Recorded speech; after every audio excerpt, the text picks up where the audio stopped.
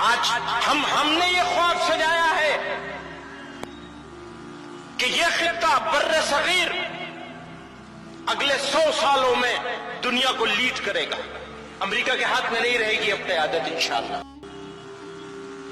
اقلیتیں باعزت ہونی چاہیے، سمان ہونا چاہیے مائنورٹیز کا اس پورے خطے میں. آج ہم نے یہ خواب سجایا ہے کہ یہ خطہ بر صغیر اگلے 100 سالوں میں دنیا کو لیڈ کرے گا. امریکہ کے ہاتھ میں نہیں رہے گی اب قیادت انشاءاللہ. لیکن بھائی ہمارے بغیر کیسے ہوگا؟ ہمارے بغیر نہیں ہوگا. ہمیں لینا پڑے گا تم کو، ہمیں سمان دینا پڑے گا، ہمیں موقع دینا پڑے گا، برابر کی اپورچونٹی دینی پڑے گی، تو اگلی صدی ہماری ہوگی. ایک بات یاد رکھیے گا، اللہ اور اس کے رسول صلی اللہ علیہ وسلم کی چاہت یہ ہے کہ جہاں مسلمان ہو وہاں کے علاقے کے لوگ اپنے آپ کو امان میں محسوس کریں. مسلمان کو دیکھیں تو لوگوں کے دل میں محبت پیدا ہو جائے.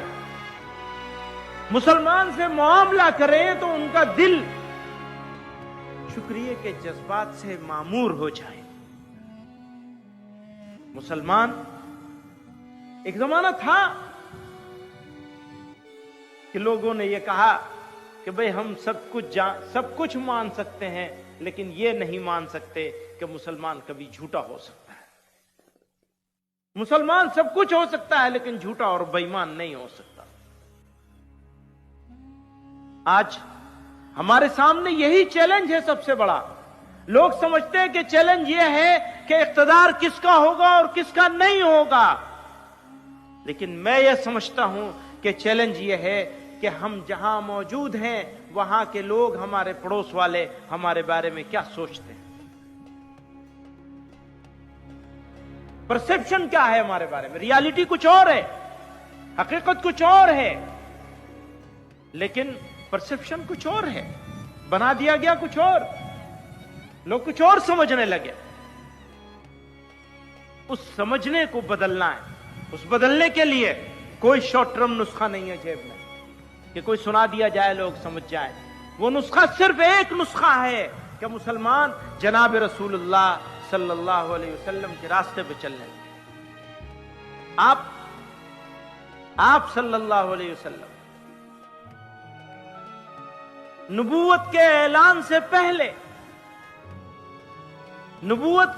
سے پہلے مکے والوں کے بیچ میں محترم تھے، معزز تھے.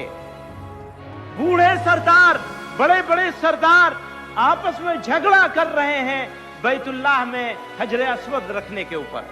وہ تو قصہ سب سن رکھا ہوگا آپ لوگوں نے، میں صرف اشارہ کر رہا ہوں. اور جھگڑے کو نمٹانے کے لیے پنچ کس کو بنایا جاتا ہے؟ سرپنچ کسے بنایا جاتا ہے؟ کیوں؟ آپ نے کبھی غور کیا؟ سرداروں کے جھگڑے میں جو خود پنچ تھے، ان کے جھگڑے کو نمٹانے کے لیے سرپنچ کسے بنایا جاتا ہے اور کیوں بنایا جاتا ہے؟ نبی علیہ الصلوۃ والسلام کے پاس کوئی طاقت نہیں تھی، نہ مال کی طاقت تھی، کوئی طاقت نہیں تھی، کمزور تھے. لیکن آپ کی دو خصوصیتیں، بہت بے شمار خصوصیات ہیں، لیکن دو خصوصیتیں ایسی تھیں جس نے جناب رسول اللہ صلی اللہ علیہ وسلم کو مکے کے درمیان، مکے والوں کے بیچ میں محترم بنا رکھا تھا. وہ کیا تھی؟ ایک امانت اور ایک صداقت، سچائی اور ایمانداری. آپ جانتے ہیں آپ کی سوسائٹی میں کوئی آدمی غیر مسلم بھی ہو، اگر وہ امانتدار ہوتا ہے تو لوگ اس کی عزت کرنے پر مجبور ہوتے ہیں. بھئی یہ تو اچھا آدمی ہے، بھلا آدمی ہے، ایماندار ہے، جھوٹ نہیں بولتا. تو یہ دو خصوصیتیں جناب رسول اللہ صلی اللہ علیہ وسلم کی ایسی تھی کہ آپ اسی چیز سے مشہور ہو گئے تھے. وہ صادق الامین، भाई वो तो सच्चे हैं, वो तो अमानतदार हैं। और मुसलमान, हमारा हाल उसके बरअक्स हो गया। तो इज्जत चली गई। अब इज्जत के हुसूल के जरिए लोग समझते हैं कि दौलत होगी, गाड़ी होगी, मकान होगा तो इज्जत आएगी। हाँ, हो सकता है कि टेम्परेरी इज्जत मिल जाए, लेकिन असल इज्जत जो मिलेगी वो उसी बात में मिलेगी कि हम जनाब रसूलुल्लाह सल्लल्लाहु अलैहि वसल्लम के। बिहार में मुस्लिम समुदाय की आबादी लगभग 17% है, लेकिन राजनीतिक गठबंधन और पार्टियों ने उन्हें उनकी आबादी के हिसाब से बराबर राजनीतिक भागीदारी नहीं दी है। उदाहरण के लिए राजद ने 141 सीटों में से केवल 18 मुस्लिम उम्मीदवार दिए, जबकि आबादी के लिहाज से 44 मुस्लिम विधायक होने चाहिए थे। AIMIM और जन सुराज पार्टी ने मुस्लिम वोटरों के लिए बेहतर प्रतिनिधित्व दिया है, लेकिन इन पार्टियों की संख्या विधानसभा में कम है। महागठबंधन में मुस्लिम नेताओं को ज्यादा पद नहीं मिल रहे हैं। जैसे उप मुख्यमंत्री पद पर मुस्लिम को नहीं दिया गया, बल्कि डिप्टी CM के रूप में मुकेश साहनी को चुना गया, जो कि मुस्लिम समुदाय से नहीं है। इस वजह से मुस्लिम समुदाय में असंतोष है और वे मुख्यधारा की राजनीति से हाशिए पर महसूस कर रहे हैं। राजनीतिक रणनीतियां जाति और वर्ग संतुलन पर ज्यादा केंद्रित हैं, इसलिए मुस्लिमों को उनकी असल संख्या के मुकाबले कम प्रतिनिधित्व मिलता है।